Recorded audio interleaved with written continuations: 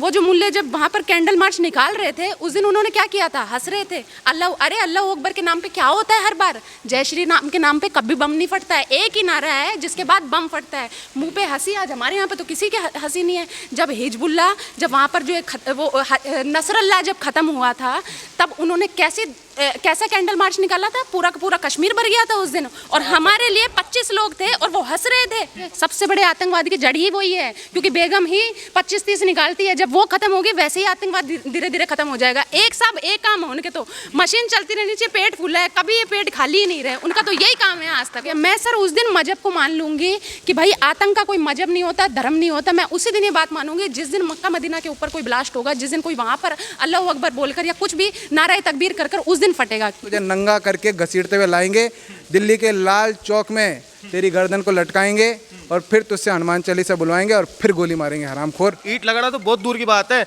और यूपी में पैर रख के तो देखो, वहाँ का बच्चा जानता है किसको कैसे उड़ाना है। यूपी में जब कोई बच्चा जन्मता है ना तो माँ के पेट से बाहर निकलते हाथ में कट्टा आता है। अच्छा। योगी बाबा है उधर, कहाँ सोच समझ के तो बात किया करो साहब। तो धर्म पूछ कर मारा है, कलमा पढ़ाकर मारा है, फिर गोली सीने में दागी है।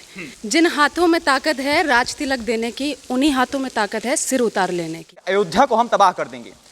देखिए कितनी आप सोचने वाली बात है। सोचिए, अयोध्या को तबाह करने की बात कर रही हैं और कह रही है कि बाबरी मस्जिद की जो पहली ईंट है वो पाक आर्मी का एक जवान रखेगा।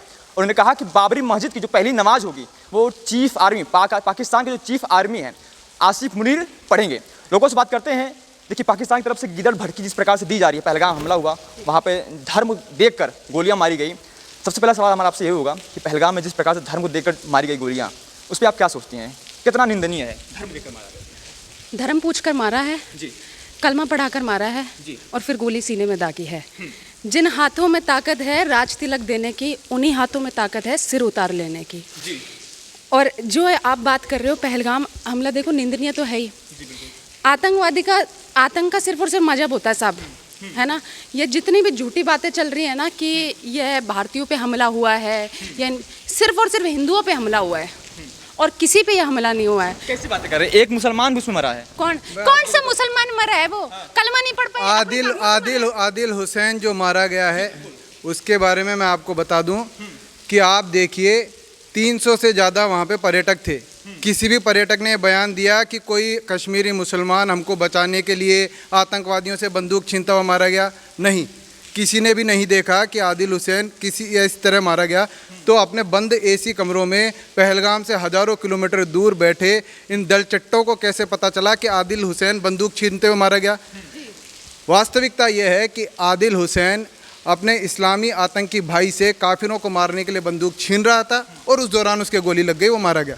ये भी तो देखना है ना आपको। देखिए जम्मू कश्मीर में जो कि हिंदू जब भी मारा गया था कभी भी इतना बड़ा कोई प्रदर्शन नहीं हुआ था, लेकिन इस बार देखिए कैंडल मार्च निकाला गया, लेकिन वहाँ के मुसलमान कह रहे हैं कि हम हिंदुओं के साथ कंधे से कंधा मिला के खड़े हैं। आपको बता दूं कि यही अपने आप में एक सबूत है, क्योंकि जम्मू कश्मीर में अगर आदिल हुसैन इतना बड़ा हिंदुस्तानी होता, इतना ही बड़ा हिंदुओं का हितैषी होता, तो उसके जनाजे में एक भी मुसलमान नहीं आता। जिस तरह कश्मीर में भारतीय सेना का औरंगजेब मारा गया था, उसके जनाजे में कोई नहीं गया था। ये आदिल हुसैन के जनाजे में 10,000 लोग कैसे पहुंच गए?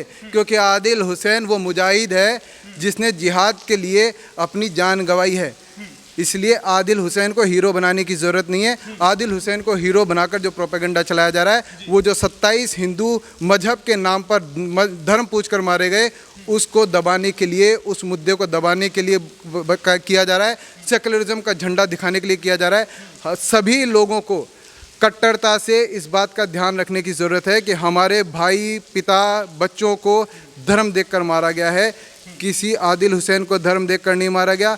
हो सकता है आदिल हुसैन उन हज़ारों मुजाहिदों में से एक हो जो अपनी छाती पर बम बांध के फट जाते हैं। इसलिए आदिल हुसैन ने जिहाद के लिए अपनी छाती पर गोली खा ली, ताकि एक इस्लामी आतंकवाद को पाकिस्तानी आतंकवाद में या फिर सेकुलर आतंकवाद में बदला जा सके। इसलिए आदिल हुसैन कोई हीरो नहीं है। आदिल हुसैन उन लोगों में से भी एक। इस बीच बयान आया, उन्होंने कहा कि आप इसको इस्लामिक जिहाद क्यों जोड़ रहे हैं, आप इसको इस्लाम से क्यों जोड़ना चाह रहे हैं? ये आतंकवादी हमला हुआ है, वहाँ मुसलमान भी मरा है, हिंदू भी मरे हैं।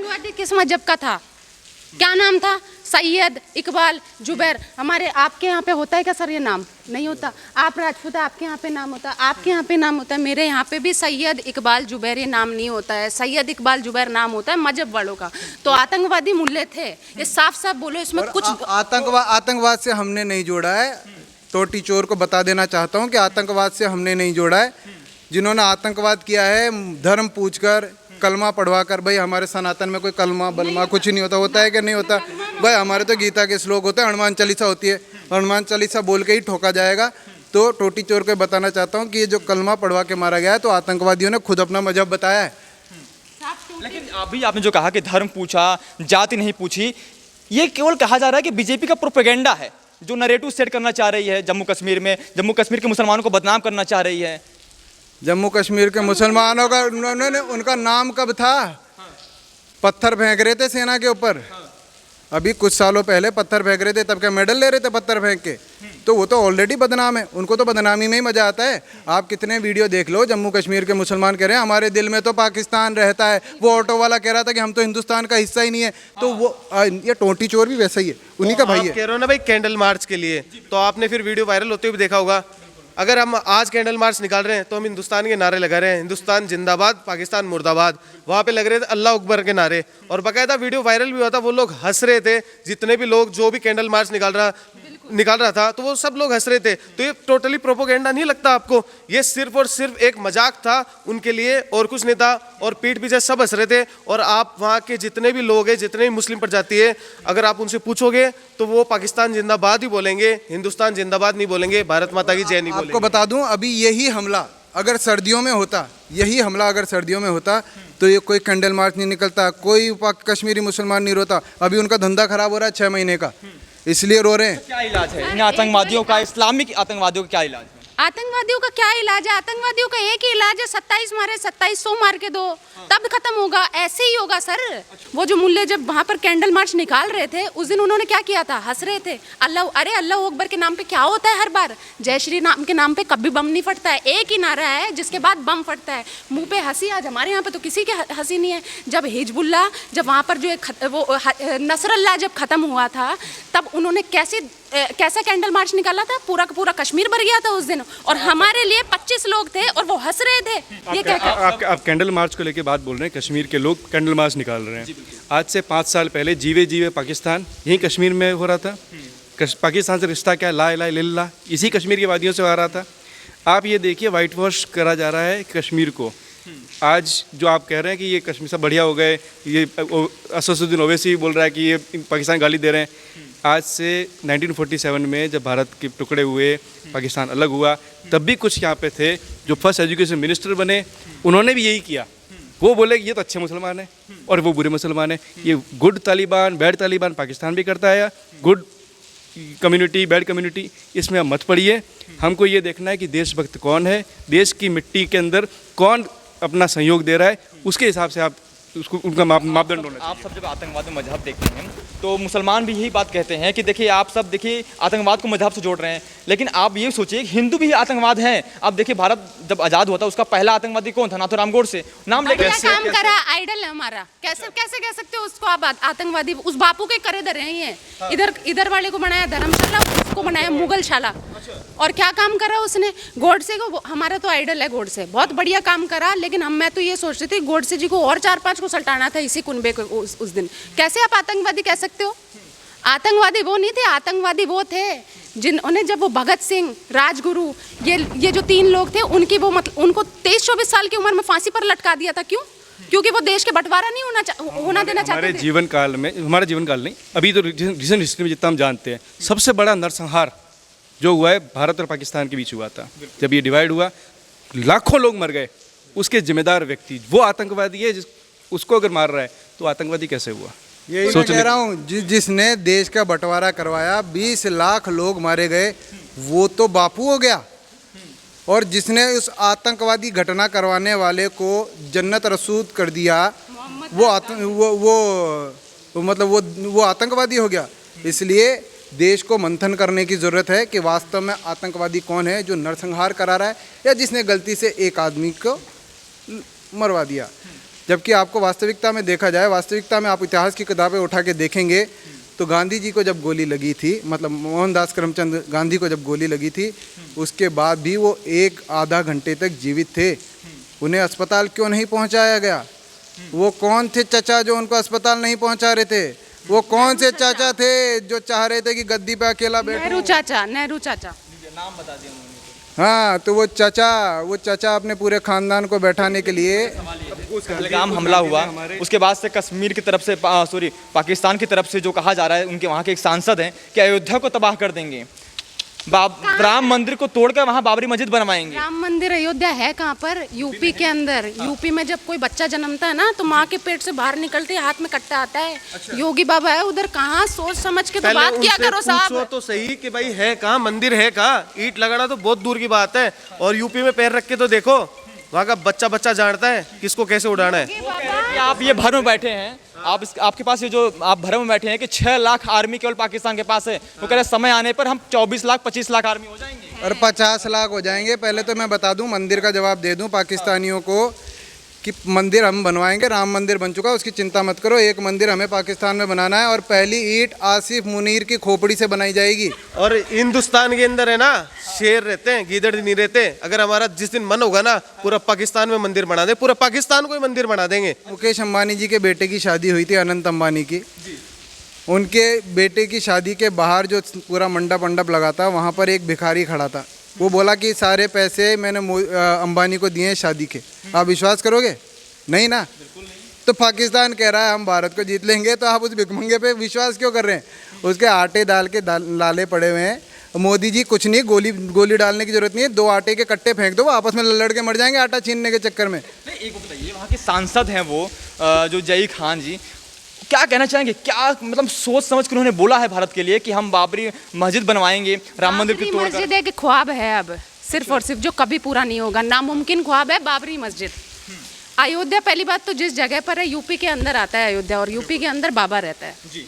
बाबा से बिल्कुल भी आप छेड़ नहीं कर सकते हो। छेड़ करोगे तो आपको पता होगा, शायद वो एक अशरफ था जिन्होंने योगी बाबा को कुछ कह दिया था कि सिर पे बाल नहीं है, जो भी है।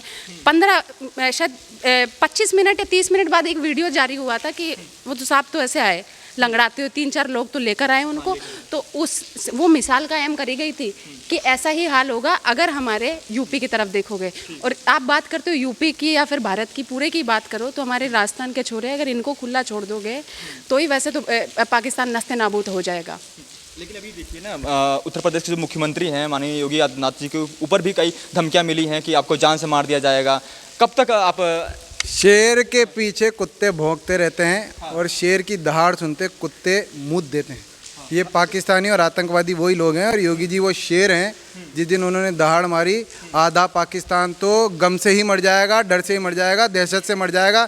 मैं तो पाकिस्तानियों को बोल रहा हूँ, हार्ट अटैक की गोलियाँ रखो साथ में। जिस दिन योगी जी ने दहाड़ लगा दी तो पैंट भी गीली हो जाएगी, चड्डी भी पीली हो जाएगी। मतलब पाकिस्तान में नमाज नहीं पढ़ पा रहे, वो कह रहे कि अयोध्या में नमाज पढ़ें। जैसे ही सबक सिखाने की धमकी मिली, पाकिस्तान की सेना ने अपने लोगों को खुली छूट दे दी कि तुम्हें जहां जगह मिले वहीं पर जाकर छुप जाओ। तो नौकरी छोड़ के भग रही है। आपने ये खबर सुनी होगी कि आसिफ मुनीर कुछ दिनों से गायब है। पता कहाँ गायब है? वो हनुमान चालीसा की तैयारी कर रहा है, हनुमान चालीसा के पाठ कर रहा है बेचारा। वो देख रहा है क्योंकि जिस दिन भारतीय सेना घुसी तो वो धर्म पूछकर जब उनको गोलियां मारेंगे तो वो बेचारा हनुमान चालीसा पढ़कर इधर कन्वर्ट हो जाएगा। आसिफ मुनीर की इतनी औकात है। लेकिन आसिफ मुनीर को ये कहना चाहता हूँ, तुझे नंगा करके घसीटते हुए लाएंगे, दिल्ली के लाल चौक में तेरी गर्दन को लटकाएंगे और फिर तुझसे हनुमान चालीसा बुलवाएंगे और फिर गोली मारेंगे, हरामखोर। भारत में जो पाकिस्तानी रह रहे हैं, आपने देखा किस तरीके से पहलगाम में अटैक होता है, और कर्नाटक से एक जो बुरखे में जो महिलाएं हैं, जो पोस्टर चिपकाया होता है नीचे, हाँ चमगादड़, आप जो चाहे वो कह सकती हैं। आप नहीं कहते, पाकिस्तान की, आप भी तो कहते ही हो। पाकिस्तान का जो झंडा नीचे लगाया होता है, उस झंडे को उखाड़ती हैं और सीने से लगा लेती हैं। तो इससे आपको प्रेम नहीं समझ आया कि पाकिस्तान से उनका प्रेम है, पाकिस्तान से ही उनका प्यार है। एक्चुअल में निकाह तो वहीं पर हुआ है, तो शौहर की जगह की इज्जत नहीं करेगी क्या वो? कैसे उस झंडे को रौंद देगी? अच्छा, आप सब भारतीय नागरिक हैं, लेकिन एक चीज आपने कभी सोचा कि जो निशिकांत दुबे ने कहा कि 5 लाख से ऊपर जो है भारतीय महिला और पाकिस्तानी महिला जो भारत में आके रह रही हैं, और जो भारत की महिलाएं जो पाकिस्तान में शादी करी हैं वो भी भारत में ही रह रही हैं, और उन्होंने भारतीय नागरिकता नहीं ली है। और उन्हें पाकिस्तान की नागरिकता नहीं ली है, जो भारत में उन्होंने पाकिस्तान में शादी करी। इसका क्या मतलब षड्यंत्र आप देख रही हैं, क्या कुछ जो है साइकोलॉजी बात चल रहा है? ये बहुत बड़ा षड्यंत्र है साहब। देखो, निकाह पाकिस्तान में हुआ, हमने ये सुना है कि भाई जहाँ पर लड़की की शादी हो जाती है लड़की वहीं की होती है ना। ससुराल पाकिस्तान है, शौहर पाकिस्तान में, बीवी हिंदुस्तान में, बच्चे राशन की दुकान के अंदर है, बच्चे भी है 25। कौन से संविधान में लिखा है ये? मैं कहना चाहूँगा निशिकांत दुबे जी का थोड़ा डेटा करेक्ट करने की ज़रूरत है। 5 लाख नहीं है, 1947 में धर्म के आधार पर, मजहब के आधार पर पाकिस्तान मांगा गया था। तो जितने लोग यहाँ पे रह रहे हैं वो अवैध ही रह रहे हैं, वो घुसपैठिए ही हैं। तो 5 लाख का काउंट ना करें, जितने 20 करोड़ रह रहे हैं वो सब अवैध घुसपैठिए सरकार के ऊपर भी सवाल खड़े होते हैं, क्योंकि देखिए एक महिला जो है वो कह रही है कि हम 40 सालों से यहाँ रह रहे हैं, वीज़ा लेकर आए थे। वीज़ा क्या एक कोई ऐसा कोई भी वीज़ा है क्या सामने कि 40 वर्षों तक भारत में रहने का वीज़ा देता है? देश का नहीं है ऐसा कोई वीज़ा, ये सब इनके षड्यंत्र का हिस्सा है। सरकार की बहुत बड़ी विफलता है ना। वीज़ा है, कांग्रेस वीज़ा है ना। 70 साल से कांग्रेस वीज़ा से ही रह रहे हैं वो।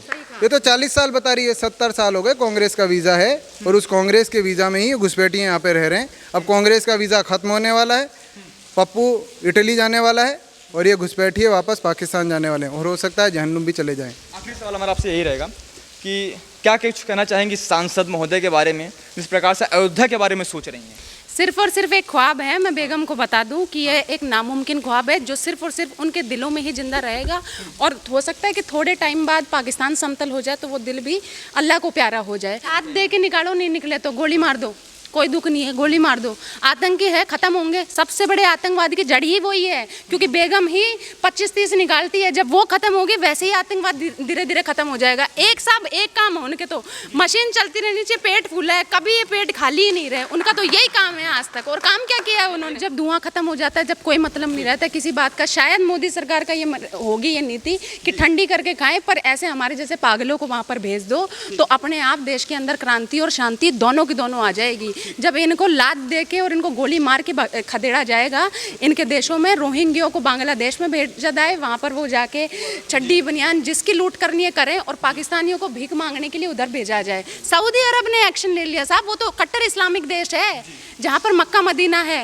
उसने 5000 भिखारी और वहाँ के लोग जो पाकिस्तानी महिलाओं से शादी करते थे वो बंद हो गया। मैं सर उस दिन मजहब को मान लूँगी कि भाई आतंक का कोई मजहब नहीं होता, धर्म नहीं होता। मैं उसी दिन ये बात मानूंगी जिस दिन मक्का मदीना के ऊपर कोई ब्लास्ट होगा, जिस दिन कोई वहाँ पर अल्लाह अकबर बोलकर या कुछ भी नारे तकबीर कर उस दिन फटेगा। उससे पहले तो हम तो एक ही मानते हैं कि आतंक का सिर्फ और सिर्फ मजहब होता है और कुछ नहीं होता है।